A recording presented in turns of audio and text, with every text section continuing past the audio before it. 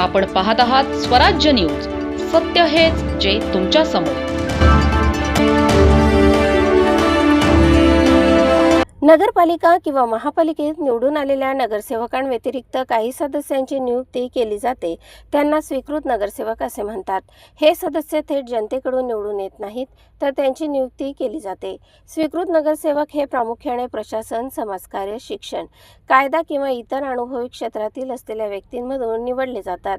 यामागील उद्देश म्हणजे सभागृहात तज्ज्ञांचे मार्गदर्शन मिळावे हा असतो. महाराष्ट्रातील महापालिकांसाठी लागू असलेला महाराष्ट्र महानगरपालिका अधिनियमानुसार अशा स्वीकृत सदस्यांची संख्या मर्यादित असते. या नगरसेवकांची निवड महापालिकेच्या आयुक्तांच्या शिफारशीनुसार आणि सभागृहाच्या मंजुरीने केली जाते. नगर परिषद स्तरावर महाराष्ट्र नगरपालिका परिषद, नगरपंचायत व औद्योगिक नगर अधिनियम 1965 अंतर्गतही अशा नियुक्त सदस्यांची तरतूद करण्यात आली आहे. स्वीकृत नगरसेवकांना सभागृहात उपस्थित राहण्याचा आणि चर्चेत भाग घेण्याचा अधिकार असतो. मात्र अनेक प्रकरणात त्यांना मतदानाचा अधिकार नसतो. तसेच समित्यांचे अध्यक्षपदही मिळत नाही. त्यांच्या भूमिका सल्लागार स्वरूपाची असते. शहराच्या विकासासंबंधी विषयांवर ते तांत्रिक व व्यावहारिक सूचना देतात. दरम्यान निवड प्रक्रियेत राजकीय पक्षांची शिफारस महत्त्वाची भूमिका बजावते. त्यामुळे काही वेळा पराभूत उमेदवारांनाही या पदावर संधी दिली जाते. स्वीकृत नगरसेवकांचे कार्यकाळ साधारणपणे निवडून आलेल्या सभागृहाच्या कार्यकाळाशी संबंधित असतो.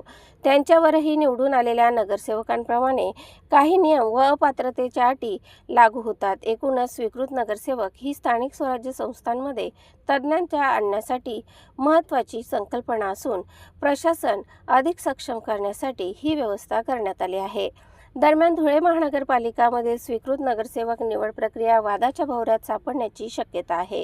धुळ्यातील ॲडव्होकेट मयूर बैसाणे यांनी स्वीकृत नगरसेवक निवडीवर आक्षेप घेतला असून त्यांनी या संदर्भात आपली भूमिका स्पष्ट केली आहे. प्रतिनिधी गणेश शाहदूलसह स्वराज्य न्यूज धुळे. काल धुळे महानगरपालिकेत एकूण 7 उमेदवारांचा स्वीकृत नगरसेवक पदाकरता नामनिर्देशन अर्ज दाखल करण्यात आलेला आहे. त्यामध्ये भारतीय जनता पक्षातर्फे 5, एमआयएम पक्षातर्फे 1 आणि शिवसेना राष्ट्रवादी गटातर्फे 1 असे एकूण 7 नामनिर्देशन अर्ज दाखल करण्यात आलेले आहे.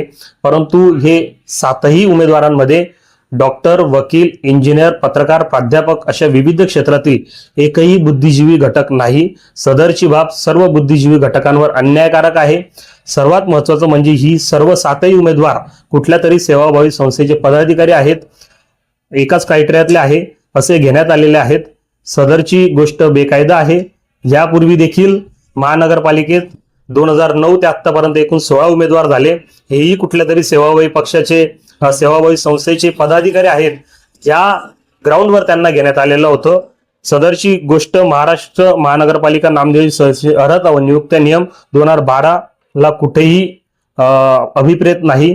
त्यामुळे या सर्व 7ही स्वीकृत नगरसेवक पदाच्या अर्जाविरुद्ध मी मान्य उच्च न्यायालय मुंबई खंडपीठ औरंगाबाद या ठिकाणी या सर्व 7ही अर्जांना आव्हान देणार आहे आणि यांच्या अपात्रतेसाठी आणि फेरनिवडणुकीसाठी मी याचिका दाखल करणार आहे.